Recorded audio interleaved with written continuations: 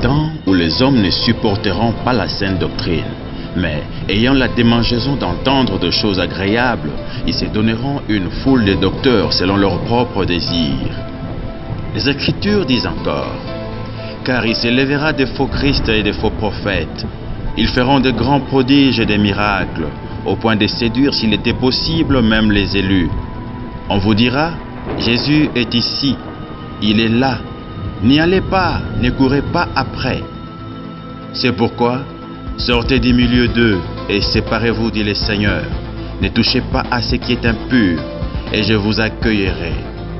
Ce que nous savons de vous, vous avez été édifiés sur le fondement des apôtres et des prophètes, Jésus-Christ lui-même étant la pierre angulaire.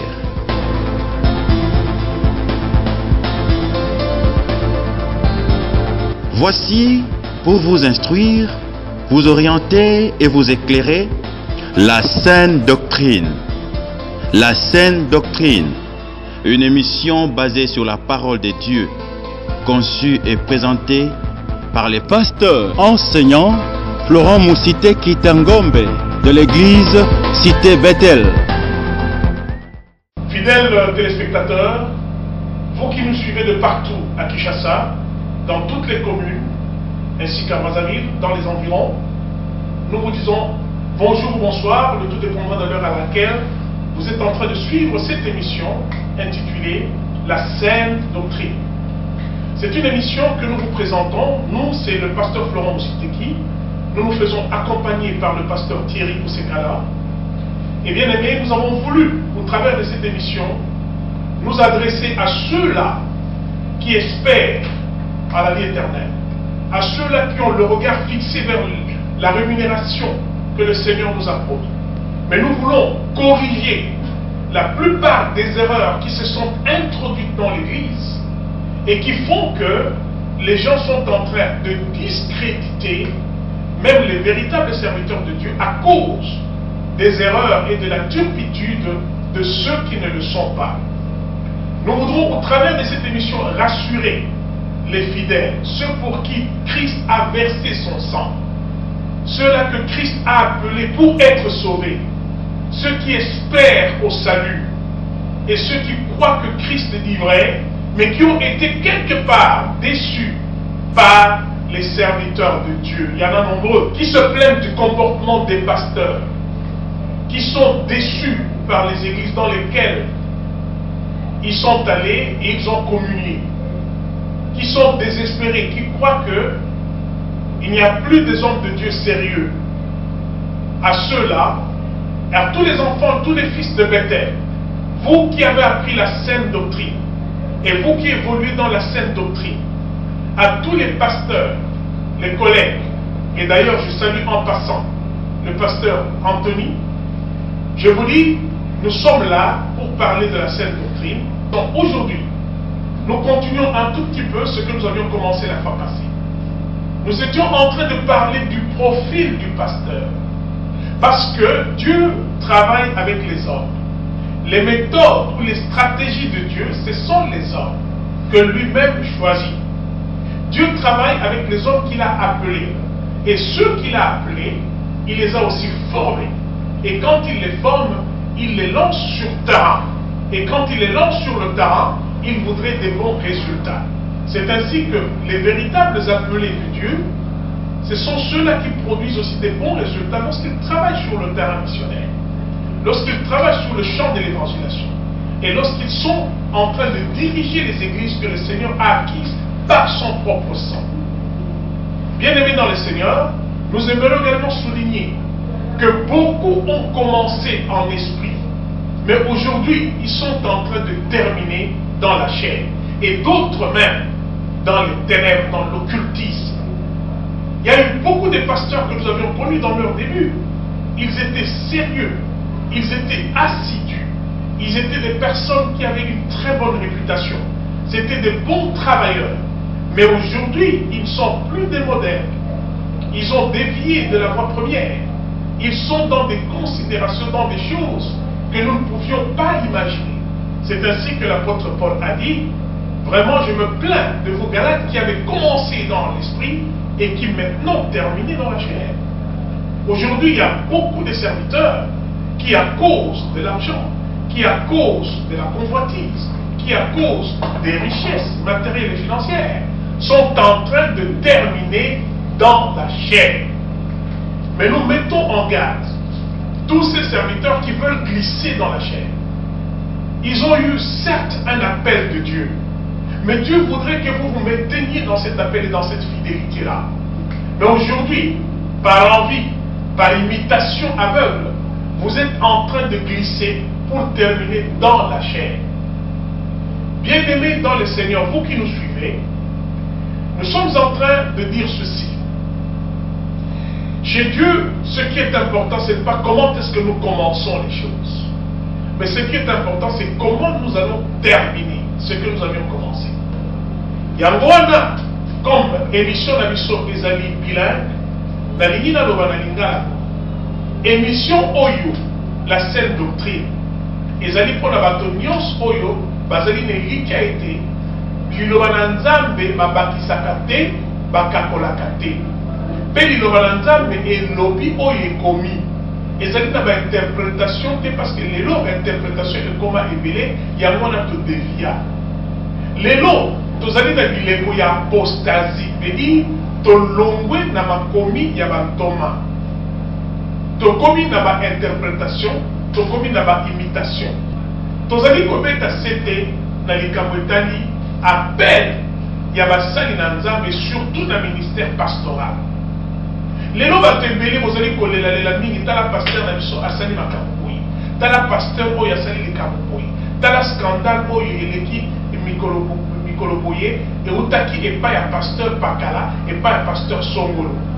C'est bien, kasi nga na lingi na yebisa bino d'abord dans un premier temps, moto nyonso oyo bozali kobenga pasteur azali pas forcément appelé par Dieu, parce que opportuniste bakomi mingi mikolo oyo. Le mystère de l'iniquité agit déjà. Yangwana bozali komona ba scandale na kati na biyama na biso.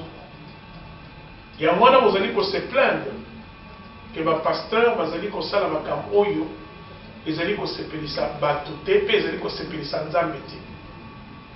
Nazali toujours ko rappeler ba téléspectateurs ba ko la ngai que lelo esprit auto sengeli ko senge pa na nzambe ezali esprit de discernement. Pour koyeba ozali wapi, de manière à ce que vous allez surpris, croyant que vous allez qui pensa komi pesa na yamba ya solo, nous avons déjà vous allez qui libanda ya makomi na nzambe. Na bato yope, babanda ki malamu, bazala ki na témoignage comme malamu. Ti lelo vous allez kokanisa ke batikala na témoignage wa. Nous avons déjà parce que pengwa. Esprit en nzambe za isusu kati na bakoti. Okobanda kotala ye kaka en souvenir ya ba makambo ba ko sala pour les alaki ko sepelisa nzambe. Peut-être que asunga ki na kondima. Peut-être que aida ki yo asalaka ba makambo kamala. Yo soko zali lelo ezali pratiquement pour la ministère mai. Mais yesu koyo azali susu na nzambe te. Azali sous na face ya nzambe te. Mais ozali kokanisa que azali kaka ndenge azala kaka. C'est pour cela que nazali koyebisa bino que tozali kozongela makomi na nzambe mpona kotala mpe mpona kopesa bino discernement na oyo etali bakambi. Tozali kotanga na mokana na 1 Timothée chapitre 3 à partir du premier verset kino na verset 7. Ndenge tobandaki la fois passée. Nalobaki bo. Cette parole est certain. Si quelqu'un aspire à la charge d'évêque, eh bien, il désire une œuvre excellente. Il faut, à condition, il faut que l'évêque soit irréprochable, mari d'une seule femme, sobre, modéré, réglé dans sa conduite, hospitalier, propre à l'enseignement. Il faut qu'il ne soit ni adonné au vin, ni violent, mais indulgent, pacifique et désintéressé. Il faut qu'il dirige bien sa propre maison et qu'il tienne ses enfants dans la soumission et dans une parfaite honnêteté. Car si quelqu'un ne sait pas diriger sa propre maison, comment prendrait-il soin de l'Église de Dieu? Il ne faut pas qu'il soit un nouveau converti. De peur qu'enflé d'orgueil, il ne tombe sous le jugement du diable.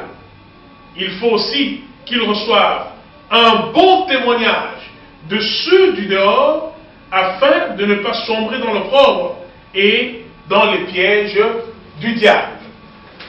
Bien-aimé, vous allez komona ba critère oyo bazali kosenga pona kozala mokambi kotelema liboso na bato kote ya bango babenga yo pasteur. Ezali pamba te, ezali ofele te, ezali eloko moko ya kokakola te, ezali eloko moko esengeli ekokisama na kolandisa ba condition o Bible ya moko ezali kofixe pona bakambi nyonso o balingi kotelema liboso na bato. Esengeli bazala bandakisa ba référence. Bakoki kopoma na te o tozali kaka bato. Oh, la chair est faible, mais l'esprit est disposé. Mais ce qui nous a bengi yo, au départ, et c'est ngeli que ba critère oh yo ndenge et comment mi na mokana na Timothée 1 Timothée chapitre 3 et ko kisama tina yo. La fois passée to bakla ki na makambo ezali ba critère ya kozala irréprochable na miso na bato. Lelo tozali kokoba to suka ki na likambo ya mari d'une seule femme. Bana na nzambe. Balobi pasteur, évêque, et sengil azala mobali ya mwasi moko. Mi balete. Na isa ki binongo ba chef coutumier ba kota l'église. Akoki na za kozala na bango misatu. Aboti pe ba na 4, 5, 6, 8, 10, 18. Na basi 4. Mais ba ko bene pasteur. Wana na modèle na binoka si pasteur oyo ya Biblia.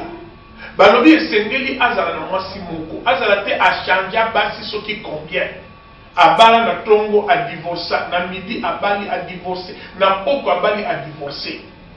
Balobi mwasi mobali ya mwasi obe moko akoyi kozala te na mwasi moko na ndako basi mususu na église mususu libanda mususu commerçant to amemela kai mwa biloko azali peka mwasi na mwasi obe moko. Bien aimé dans le Seigneur, Moussala oyo ezali kosengete ozala exemplaire. Moussala ezali kosengete ozala référence. Moussala ezali kosengete ozala moto ezali kolatisa baninga nzela. Lelo ndeko moko azolinga a divorcer na mwasi na ye. Aye epai na yo pasteur. Alobi ngai nazolinga na kabona na mwasi oyo. Aye epai na yo pasteur yo pe déjà pasteur oza divorcer so kabona. Conseil ni no kopesa. Okebi c'est que bon, eza pe kaka malamu soki omoni ke abongi pona yo te kabona obi okopesa ni okebi c'est ni ekokoma gênant toko bana koloba kolanda nzela na ngai te nga soki eyaki naza koregrete ti lelo mais yo tikala kaka na mwasi na yo. Vous voyez que ça sera très embarrassant. Ya mwana bazali kolobe te soki okoki te na ba condition yo tika na yo papa. Zongela ba makambo zali kolinga kosala. Mais ceux qui ba bengi yo pasteur, moi sur le moko. Bien aimé, les autres za koyoka ke moi sur yo na kamona ki na ye pa azaki ndoki. Na Bible ba commenter que okoyi ko kamona na moi si parce qu'azali ndoki. C'est écrit dans quelle parole de Dieu? Kindoki a moi si ezali cause de divorce te. Oh, biso to kamoni na ye parce que azalaki impoli. Bien aimé, quelles que soient les raisons, Bible ezali koloba ete kokabwana soki olingi kokabwana ezali kaka soki mwasi oyo atamboli mabe asali ekoko. Kasi le reste ba raison songolo ba raison pakala Bible ezali koloba ete sengeli oluka moyen nyonso boyokana et surtout soki okomi kokamba bato mari d'une seule femme. Siko bazali koloba ete sengeli ozala mari tozali komona tala epele ba pasteur ba célibataire na bana basi omoni souvent ba église ba pasteur bazaka célibataire tala ba jeune fille bazalaka kuna ebele Et puis bayaka pensa na lolenge oyo ozali komona ke akokende mpo na tina. Aza kokende église te, aza kokende mpo na affaire moko alingi asala. Aza kokende parce que na nsima na ezali na agenda moko azoluka quelque chose. Aza kokende parce que a attiré attention ya pasteur wana, peut-être soki amoninga lokola azali célibataire akoki na kobala na ye. Problème na ye ezali église te, problème ezali libala. Toyokaka na ba télévision. Ezali na pasteur moko na bengi entre parenthèses pasteur. Aza koloba ke nzambe ye moko azali polygame. Parce que abalaki basi mibale Israël na église. D'abord nazali koyebisa ke Israël na église ezali Israël physique te, ezali église moko physique te, ezali ba dimension moko spirituelle. Tokoti na dimension spirituelle. Et puis jamais Nzambe alobi ke abala Israël. Alobi que Nzambe alobi que abala église épouse. Parce que Israël a kota na kati na église dans quelle mesure tant Nzambe akoya akosengete na église Israël bango nyonso bakozalelo comme moko. C'est-à-dire que Dieu n'est pas un Dieu physique qui épouse des femmes physiques. Même temps vous allez connaître que l'église est une épouse à Christ. Mais il y a une relation moko physique entre un homme et une femme. Et il y a une ba Yesu Christo, ba komi bana na Nzambe, ba komi libota na Nzambe, ba komi héritage ya Nzambe. Et ba kokutana na fête oyo ekozala na lola tango Yesu akozwa église na ye a netoli bango bakoti na fête ndenge ekomami na mokana na Nzambe. Mais tango yo ozali koloba ete Nzambe azali polygame, ozali kotia Nzambe na dimension ni, na dimension ya moto to na dimension ya Nzambe. Bien aimé dans le Seigneur, kaka Bible oyo, parce que biso tozali na fondement des apôtres et des prophètes. Kaka bapôtre balobi ke esengeli azala mari d'une seule femme. Mais tant que vous allez kobakisa basi wana, peut-être na ba religion mususu o bazali kondimete mutu na Nzambe akoki kobala ne bana basi ebele, peut-être ba religion mususu. Mais oyo ezali christianisme fondé sur les enseignements des apôtres et des prophètes, balobi ete soko zali pasteur esengeli ozalaka na mwasi moko. Et Nzambe a confirmé alobi que ce qui Moïse a autorisé, qui pour la bulletin à mitema na bino. Mais au commencement, quand nous avons bandaki, attends, qui n'a pas sémélité. Au commencement, Dieu créa l'homme et la femme. C'est pour cela que l'homme quittera son père et sa mère et s'attachera à sa femme. Et les deux, non pas les 3, les 4, les 5, les 6, les 7, les deux feront une seule chair. Bien aimé, ce qui par exemple, yo balaki basi na yo déjà avant koye banzambe. Siko yo koye banzambe au côté la carte d'église. Biso to kopekisa yo te. Parce que balaki ba na mort. Mais tu ne peux pas assumer une responsabilité lokola évêque, lokola pasteur. Au côté kana na baba. Mais ce qui ozali côté les maliboso na bato. Comme un pasteur, comme un évêque, et sengeli ozala mari d'une seule femme. Ceux qui posent à célibataire, bien aimé dans que c'est très dangereux. Dans la Bible, tout le monde a pensé à mon modèle, c'est très dangereux que aux la célibataire, sans épouse, aux la capotique, à la caca, aux allez qu'aucun église. Oh, mais Jésus était célibataire. Mais Jésus a dit 100% homme et 100% Dieu. Nous avons quitté pour Kabbalah. Il a pour une mission de 3 ans. Atiki mission on a d'abord collé. Biso siko tozali ko se baser sur les enseignements des apôtres et des prophètes. Mais Paul a balakité. Mais bien sûr, Paul a dit que ngai nazali eunuque, nzamba komisi ngai boye, ke na balate pona comme masango malam partout dans le monde. Tout le monde sait que ce qui est évangile comme la mission, c'est à partir du ministère de Paul. Mais batonio soit zali kota mona na bango. Au départ, Timothée, Ezala Tite, Ezala Luc le médecin, Ezala Baton Anios. C'était des personnes au Bazala qui va marier. Bien que Bakoma qui a voté, mais Bazala qui va responsable. Tous allez comment on a critère Azali Koloba Awa dans 1 Timothée chapitre 3, à partir du premier verset jusqu'au verset 7. Alors dit que ceux qui ont allé Kokamba Bato, le col est vert, ou pas pasteur, il faut être mari d'une seule femme. C'est-à-dire que Timothée a connu pour ça l'exception. Donc, on a dit pasteur d'Éphèse. Et c'est là qui fait Azala, mari d'une seule femme. Bien aimé, tous allez comment on va te belé, que non, biso tokobalati. Tous allez pour ça les lanza. Mais dans ma tanga, tu commences à moi et songolo moi et paka, baza ko bimawana. C'est-à-dire que na liboso na batu boyi, azomona lokola zakana balati. Mais na CCC azana bana. Pourquoi vous allez hypocrite? Nous avons pékisa que pour servir, il faut que vous allez aimer. Ce sont des cas exceptionnels.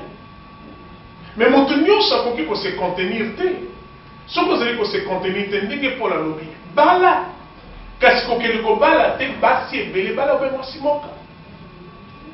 Bien aimé dans le Seigneur, dans le lobby que pasteur célibataire, ezali et l'eau comme tout le monde est dans la Bible. Pasteur, il faut aller déjà dans moi Sinaï parce que c'est dangereux. Azala célibataire et puis azali ko kamebele na batu. D'abord à cause de l'occasion de chip parce que là-bas si ebele ba ko landaye, ba ko sala tout pour que ba attirer attention na ye, ba ko tenter ye. Et il y a beaucoup de chances, azali moto. Il y a beaucoup de chances qu'azala ko tomber, ba za ko balati. Azala ko zemisa, azala ko bimisa ba zemi, ba za ko balati. Bien aimé dans le Seigneur, ce qu'on lit pour Kamba, n'engé Bible, n'engé ma commune en Zam les alliés Koloba. Parce que mon beaucoup n'a vu ces alliés enseignements des apôtres et des prophètes. Bala. Et puis dans l'église, ceux qui vont dire que pasteur, on va consacrer, il faut aller déjà assis à Bali. Bisoto Koloba, oh, ma commune les alliés Koloba. Tous les collaborateurs au bateau, non, il y a des exceptions, il y a des ceci. Exception au poli à l'oba qui kenga ceux qui n'azali ko ça c'est pas l'exception. Pour être nga n'azali na mission moko spécifique. Au juste tout le monde peut la Bible, il y a peut tous allez comment on a un mot, peut ba résultat ezali. Bien aimé dans le Seigneur, tous allez ko beta c'était. Ba erreur ma pasteur ma sala kamingi, ezali justement na côté wana. Ceux qui ont pasteur ozali qui na tendance il y a pour divorcer pour que le combat la moi mon comme ceux qui a ministère nazali ko ebisa yo bien aimé tika makanisi wana ezali ko te pa na nzambe te ezali makanisi moko ya yo moko ezali ko ta na ba imitation moko aveugle bobanda kine la passe tango siko église tombwami e bandi komona okomi kolinga ko se débarrasser na tika makanisi wana yango ezali ko bebisa église yango ezali te ko sambwisa église. Biso nyonso en tant que pasteur, ceux qui ont ça la mabe, on considérer que biso nyonso tozali lokwa yo. Ya mwana nazali ko beta, c'était pe nazali ko attirer attention na yo tozali ko landa ngai. Landa ngai malamu koza peti. Bien aimé tozali ko loba mo parce que toyebi makambo. Ndeko moko azalaki très bien respecté. Mosali na Nzambe azali ko sala mosala na Nzambe. Bato pe ba ko ndimaka azali mosali na Nzambe. Nzambe apesaki ye makambo. Mais qu'est-ce qui s'est passé? Dans l'église, bato bazali ko pesa ye toujours ba kombo. Comment na mwasi aboti? Apesi kombo. O ndoi ya pasteur. Mwasi muso aboti, ndoi ya pasteur. Siko bato bazali ko kanseke bana wana ezali kaka ba ndoi ya pasteur, ndenge bato apesa ka pe ba kombo. Bien aimé. Na suka baye ko découvrir que bana wana bakoma ki 11 kaka bana ya nani ya pasteur wana. Yango na bazali ko lobete soki ozali ko sala mosala ya ki pasteur zala mobali ya mwasi moko. Bala bamona mwasi na yo. Petalisa mama na bana. Zala kana ye bayeba bino bayeba yo ezala teke mwana moko aye kobima yo ozalaka papa na ye mosusu abimi koto yo ozalaka papa na ye mais en même temps ozali kosalela Nzambe biloko wana ebebisi église mpe nazali koyebisa yo pasteur kosambwisa lisusu église te parce que lelo na bacomportement wana tozali kobaka lisusu Yesu Kristo na ekulusu mpe tozali kolongola bilamba en public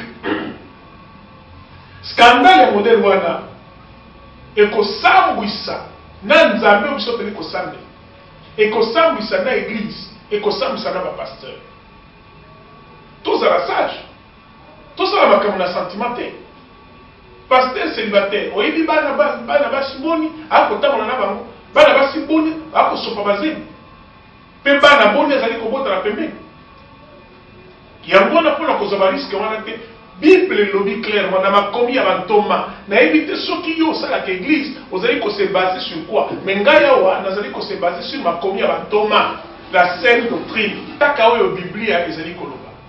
Tolingi te kotala oyo baninga mosusu basalaka ezali koréussir kasi ezali na kati na modèle ya biblia te. Bien aimé, bileko oyo biso tozali, et j'attire votre attention, il faut tozala na discernement des esprits. Awa balobi ke pasteur esengeli azala sobre. Sobre elingi koloba nini? Sobre ezali caractère ya motu moko azalaka mesuré, réservé. Alingi te amilakisa e na caractère et na bamakambo na ye nyonso. Azali motu moko azali donc kosala likambo te d'une manière exagérée. Par exemple, la sobriété en matière alimentaire ezali boye. Kolia te avec excès. Moto azali sobre azali kolia na mesure. Moto azali sobre azali komela na mesure. Moto azali sobre en matière d'habillement azali s'habiller avec mesure. Non pas d'une manière extravagante, d'une manière qui frappe, d'une manière que l'on sache que vraiment c'est lui qui est le mieux habillé, celui qui paraît, c'est celui, n'est-ce pas, qui se met à l'avant-plan de toutes choses. Sobriété, ezali caractère moko azali réservé. Azali te mutu moko alobaka pamba. Azali te un matu vu. Azali mutu a polémique te. Ezali ba pasteur mususu soki ba moni été, soki abimi na télévision, a passé la télévision te. A cause de la malamu te, il faudra pas parler na ye. Il faudra pas loba pour la tina na ye. Nzamba azali na tina te ba lobela pour la tina na yo. Nzamba azali na tina te yo lobela pour la tina ya Nzambe. C'est ce que tu dois savoir. Dans le côté qui pasteur oyo s'effacer, Jésus-Christ né abima. Baye banzambe na yo, c'est-à-dire que ton Dieu qui fait des grandes choses, batiaille d'abord à l'avant-plan. Yo oya na sima. Yangona bazenza bazali kolobete ako enrôler batu moko boye, ye moko a vimbi a occuper pe a effacer na Jésus-Christ au monto azali patron na ye. Ba komo na kaka pasteur. Ça, c'est le manque de sobriété. Il faut qu'on soit sobre, tu es réservé. Tu es quelqu'un qui sait te contenir. Tu es quelqu'un qui ne voudrait pas faire les choses d'une manière exagérée ni extravagante.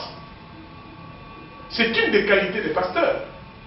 Yo pasteur, est-ce que vous allez considérer les camps? Pourquoi est-ce que vous allez dans la concurrence? Pourquoi est-ce que vous allez que yo paye faut ça quand la voiture moko oyo soki oye batonyo pas mon vraiment ta voiture est extra. Jeep na yo ezali extra. Dieu n'a pas besoin de toutes ces choses là. Biloko prenez les ali biloko moko ya batonyo bazali ko considérer. Je vous ai dit qu'une fois bantoma batalisi Yesu Christ balobi tala bâtiment le temple ndenge nini etongami. Tala ba colonne, tala beauté à temple. Yesu alobi ete beauté wana ozali komona beauté extérieure.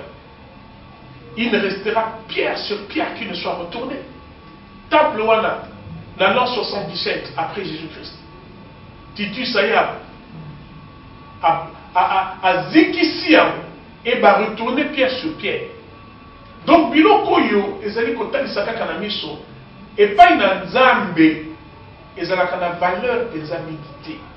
Kasio ezali na kati, ba caractère ya kati. C'est ça qui donne de la valeur à un homme de Dieu, ce qu'il a dans le cœur. Ce n'est pas ce que vous voyez à l'extérieur en apparence, mais c'est ce qu'il a dans le cœur.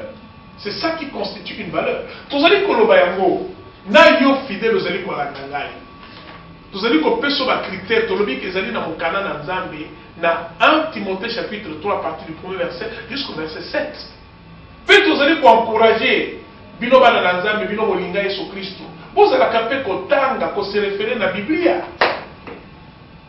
Yo ondimeli église te église ya ba famille te église ya école te ozali kondima église ya Jésus-Christ. Il faudrait que église bi pa ozali ko kele ko sambela va se conformer na parole ya Nzambe. Nzambe akotia ko enlever te ba église na biso dénominationnelle. A enlever te église au patmoso, au Bethel, au catholique, au protestant, biloko na Nzambe ayebi kutu makamwana te. Nzambe a enlever bana na ye o bazali ko se conformer la parole ya Nzambe. Mais il y a encore et puis pas n'importe quelle parole. La saine doctrine telle que Nzambé a l'ingaki. Vous allez une église. Église moka famille. Pasteur moka zali patron. Maman pasteur patron. Bana bazali ba gestionnaire. Modèle l'église wana. Les allez la mot biblique. Mais modèle l'église a modèle biblique. Vous allez comment Jérusalem est un modèle polynien. Et là qui bakambi. Bien sûr qu'il y avait un pasteur qui était dans un ancien qui dirige bien. Un ancien où il y a un peu élevé par rapport à l'ancien Moussous. Mais là qui église organisée, bakambi bazali moi mingi, moko azali ndeko mata par rapport à bana Moussous. Et là qui boutique était. Lobi on a dit que pasteur moko ayebisi moninga na litala tikanga bor na ngai. Alobi bor na ngai, tikanga affaire na ngai. Lelo église comme une affaire personnelle. Bien aimé église à modèle wana, ils allaient dans vos bibliques. Ils ont affaire à personnel, mais ça ne se trouve pas modèle biblique à église wana, ils allaient été. Dans la quoi ça dit non. Yosu kozali na carte d'église wana comme fanatique. Peut-être comment on a été. Bien que va côté à Jésus-Christ, bien que va passer à la miracle, mais il faudra se conformer sur le plan organisationnel. Na ndenge à ma commis à ma toma. Les lois vous allez critiquer, mon ninga on a allé comme ça, mais vous allez fondateur l'église. Lobi sur l'église on est connu, comme il est personnel. On a allé implanter, on a allé visionnaire. Visionnaire, il y a l'église des alliés Jésus-Christ. Bisognos nous allez comme un instrument. Mon temps constaté. Mon topé à banque ça mon ingate. Toyebi que ma préscience des alliés. Toyebi que ma maître spirituel basali. Toyebi que ma père spirituel basali. Toyebi que ma collègue dans le Seigneur basali. Mais toyebi que fondateur de l'église des alliés Jésus-Christ. Bien aimé basali qu'on peut sa critère. Il faudra azala non seulement sobre, kasi et sengeli azala modéré. Oh, de la modération. Oyebi que ba pasteur mingi lelo. Ba comment ba pasteur kasi éducation na bango ou ba place ba outil na bandako na bango ezalaki nul. Si quoi mauvaise éducation wana o ba doit ki kuna ba e comme maman pe l'église. Ba mauvais caractère au bazalaki nango ba ko manifestant na quatre église ba lobi que pasteur et seigneur azala modéré et seigneur azala mutu moko na ba réserve pe et seigneur azala mutu moko ya komi matisate ya komi latisate ya ko exagérer te ba makambo na ye. Il faut une certaine mesure, une certaine modération. Même dans les koloba, dans la décision, il faut de la modération. Mais dire déjà tant que la modération, azali mutumoko qui est du côté de la paix, mutumoko azali pacifique. Tout ça va pasteur moko, polémique, va trouble fait, zizali. Azali mutumoko donc, ce qui azali wana, il faut azala toujours en compétition na baninga na yosusu. Bayoka n'a jamais là-bas. Il faudra que se séparer toujours dans le moko amani. Bakobanda bien, mais ça ne peut pas tenir. Parce que ça est insupportable. À quoi pour le balikamo moko et que décourager, peut que déranger batoussous.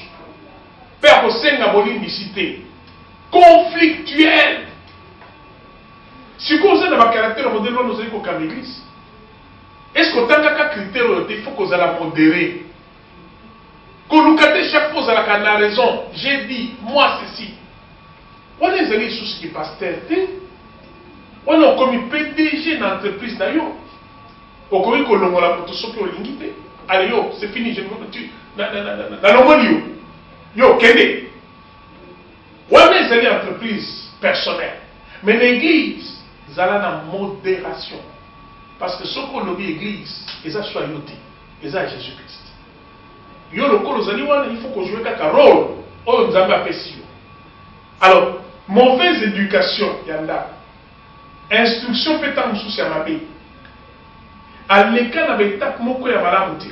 Nyo swana ayeko bimisango tant comme pasteur yango wana tozali komona aza toujours na ba incompréhension kobota ba incompréhension na ba incompréhension azali difficilement gérable azalaka mutu moko toyebaka penza te lelo azali boye me lobi okomona a chargé alingi babiloko moko boye oyo bato bazali koyeba te finalement qu'est-ce qu'il veut. Yo soko azali pasteur kozala personnel ya modèle wana c'est parce que tu manques de modération. Baye koloba lisusu balobi ke esengeli azala réglé dans sa conduite. Réglé dans sa conduite. Yango toyokaka toujours pasteur oyo ateyaka bien soko azali koteya mais c'est-à-dire que omoni ke lola kiti mais caractère na ye insupportable. Wana na lobi que kozala pasteur ezali ko se limiter na côté ya te. Il n'y a pas que seulement côté ya, mais c'est surtout et bazali pour insister biloko nyonso ça fait partie d'abord du caractère ya pasteur. Ezali très important. Parce que mateya ya oyo ezali simbaka ezali kako biso to kolobati. Mais na nzela na caractère. Soko okutani na mutu wana ndenge azali ko se comporter. Ndenge azali ko recevoir yo, ndenge azali pesa ko régler ma problème. Ndenge azali ko kata maka. C'est ça qui fera de lui le pasteur. Ce n'est pas qu'à teyaka, ce n'est pas qu'à lataka, ce n'est pas biloko na mususu ba considération moko lokola ba te belé balinaka ko considérer biloko ezali libanda. Ce qui est superficiel. Mais nzambe tango apesi biso ba caractéristique ezali pour que motoyo côté parole azali, côté caractère azali, côté comportement, côté relation, nyonso azali équilibré. Un pasteur c'est quelqu'un qui est équilibré dans makambo nyonso. Bien aimé, makambo tozali koloba sur la saine doctrine. Tozongeli kaka makomi na nzambe. Tozali ko s'adresser na yo pasteur parce que zali responsabilité monnaie. Et c'est chaque fois oya kala passage pour mitalo zali ko kababaki. Lelo pasi to komona. C'est parce que pasteur à la moki na tongo a sali n'importe quoi et sali scandale biso nyonso to samwe. Pasi to komona pasteur a sali voyage aye ko zonga a changer makambo. On a mona kikuna biso nyonso siko to samwe. Pasi to komona pasteur a ko changer mwasi a ko sala makambo sali scandale alors il était moto alingite soko boyi kende na yo biso nyonso to samwe to kotika binote. Peut ozali ko yebisa bandimi bino bozali na kati na église bino bozali comment est-ce que botanga na Biblia te bino kona nyonso pe ete ya bino bokoki pe kobenga parce que bobandi ko yebisa que selon les écritures eza bongo te parce que nzamba alingi ete to sunga na mosusu pe moninga na ye esengeli te que botika moto botika ye ata nanu boye ezali kaka makambo ekoleka nango non makambo ekoleka te. Parce que ceux qui ont dit la beba, biso banso oyo pe bazali ko considérer biso que tozali kaka bato ndenge moko. Voici pour vous instruire, vous orienter et vous éclairer la saine doctrine. La saine doctrine. Bonjour pasteur Thierry. Tozali poser là quelques questions d'éclaircissement pour na komekana ko renforcer makambo ce petit kolo. Merci pasteur Florent le kolo perception là. Mais pasteur, au tey d'histoire, on dit mari d'une sept femmes. Que tout ça comment la Bible, bas Salomon, basaki na base belé, tout ça mon na David, basaki na base belé. Mais batamo baso ke musika, ba pasteur amo, basaki comment na ke inconvénient zate, basaki côté ya toute doctrine ya kozwa base belé. Et puis ba mususu baso ke plus loin même kolobete, il faut ça na âme sœur moko boye asunga kayo na kati église. Bon, merci pasteur Thierry. Nandenge ozali ko memela biso ba mituna ba préoccupation na ba pratique et ba pasteur mususu. Na lingi na yebisa yo boye simplement. Lelo église ezali ko se baser sur l'Ancien Testament. Parce que église ezali lokola Nouvelle Alliance. Dans la Nouvelle Alliance, nous avons dit qu'il y a perfectionner ma cap. Ce qui est dans l'Ancienne Alliance, et c'est là qu'il y a un modèle moko boye, car si dans la Nouvelle Alliance, et il y a la volonté parfaite de Dieu.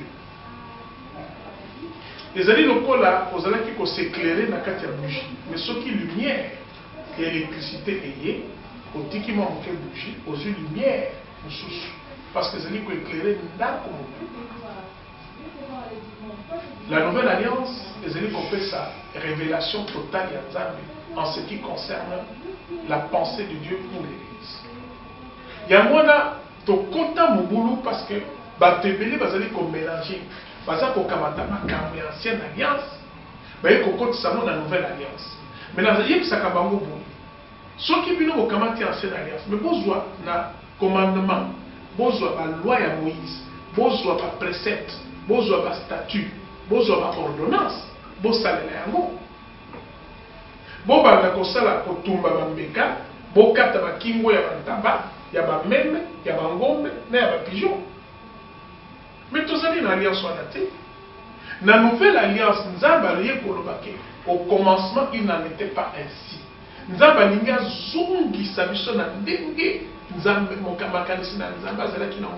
au commencement, c'est-à-dire en Éden.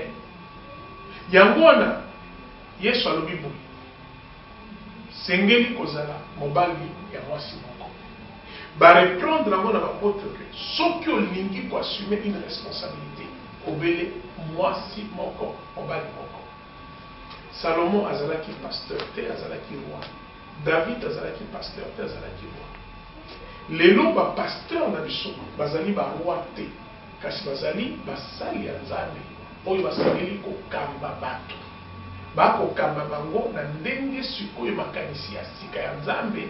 Oyo ezali makanisi ya solo. Oyo ezali accompli par notre Seigneur Jésus-Christ. Oui, deuxième question, bazali kotuna ba pasteur ebele na kati ya l'église, bazali ko engrosser même ba fille, bazali ko zwa ba fille na kati ya église a engrosser ye. Et puis soit abotine mwana, mais mutu akotuna ye azate, mutu akinterpeller ye azate parce que église wana eza église na ye eza bor na ye. Merci pour la mutuna wana pasteur Thierry.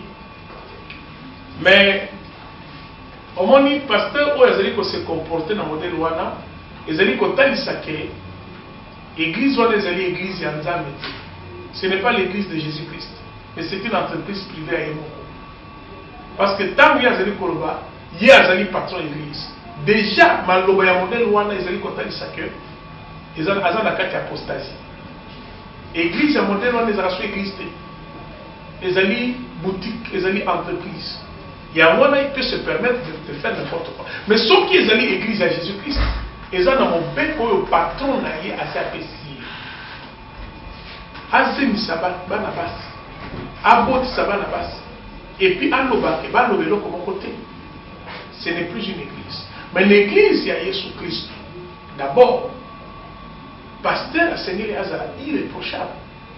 Et Seigneur Abanganzam, et Seigneur Azara modèle. Ceux qui ont mon idée de Thierry, ce n'est pas un pasteur et ce n'est pas l'église du Seigneur. Yo suppose aller dans la église à modèle wana. Ako ekse bima, sortez du milieu d'eux. Pasteur na musala ne kaka kozemi sabana basi loko na toyo ka pasteur moko boy. Azemi saka na mwasi na ye. Na fidèle moko na kati église, na mususu libana. Bango nyonso bazemi ba yeko bota presque na même période. Donc na période moko basi misatu ba ko bota na banda ya nani ya pasteur wana moko. Ya mwana ndeko Thierry, l'église oyo ezali église organisée ndenge ya Nzambe. Ezali na bandeko bazali ko veiller les uns sur les autres. Pasteur a modèle wana suka azali na kati ya lingomba lokola une communauté ako se permettre te asala makamana sans que bakona kopamela ye. Tala lokola ba protestant, tala lokola ba catholique. Soko sali mbeba ezali na bandeko bakwa kopamela ye. Il y a un scandale de la dans la communauté parce qu'il y a un mécanisme de surveillance. Mais il y a surtout dans cette église de réveil, l'église ministère, l'église on a un fondateur, l'église on a un implantant qui passe. C'est comme ça qu'on peut se permettre n'importe quoi dans l'église à modèle wana. Pasteur yemoko de mutarandaki, yemutatongi, yemutabimusa jimbongo. C'est pour cela que bao baza koya kuna ezala basi, ezala mibali bazali yaye. personne ne peut dire quoi que ce soit. Déjà, ils ont dit l'église, l'organisation ils ont dit apostat. Il y a un bino dans l'église à modèle ou le pasteur a pu se permettre n'importe quoi. Sans que qu'on pas médaillé, ce sont des églises qui ne sont pas dans un modèle biblique, un modèle apostolique. Sortez du milieu d'eux. Ce qui était un scandale, et quoi le choc au Bakisa. Na yo, na pasteur ou na moment na zabité. Bamususu bazo kende plus loin, kolobe ke bango bazaba berger. Et que berger alia kampate amenaka mabele ampate. C'est comme ça que pour ça la nyonso likolo ampate kozwaye meloko to ko escroquer kozwa même mutuka de force babi nyonso yo tani yo na mate ezo utawa pasteur Thierry babi wana ezali parce que bazali ko respecter la parole tout simplement. Bomoni awa bisika tozali kotanga dans 1 Timothée chapitre 3 à partir du premier verset verset 7. Bazoloba, il faut que. Qu'est-ce que cela veut dire? Cela veut dire que Moutoyo azali candidat ya kozala pasteur, il faut azala déjà un témoignage ya batebele ndenge baza komona ye bayebi ba komona ndenge nazali kokola. Ça doit être pas un inconnu, quelqu'un qui vient comme ça sans que qu'on a koyeba vie na ye. Ici, quand on est en train de dire il faut que, ça signifie que Moutoyo a déjà la marche Mokobo. La marche wana a déjà le témoignage. On ne vient pas dans le ministère sans d'abord faire précéder son témoignage. Il faut que le témoignage ait précédé le ministère.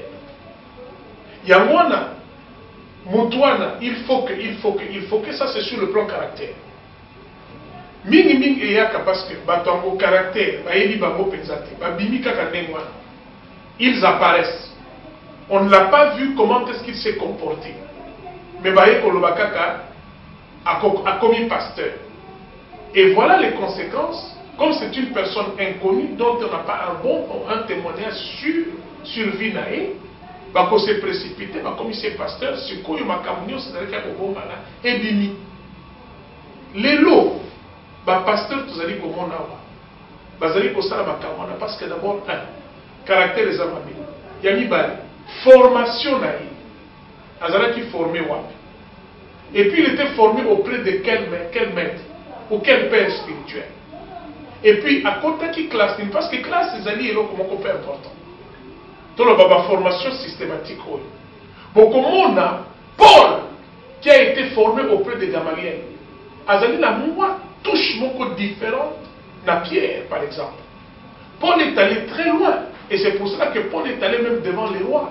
Paul est allé devant des intellectuels, devant les Grecs. Pourquoi? C'est par sa formation. Au comment la pasteur Moko vous en a donné soit dans la formation azali na ba bassesse moko oyo zali ko dibater, c'est parce que absence de formation. Absence de père spirituel véritable. Tu es du père spirituel n'a été. Tantôt père spirituel, tantôt a changé. Bilo Kwana, ils allaient pour ça que les lots sur le marché, pasteur a quelque chose vient naïe moko bouillé, il y a qu'à coordonner naïe, on n'a pas besoin de savoir pour sous naïe, ordonner à l'abani babu.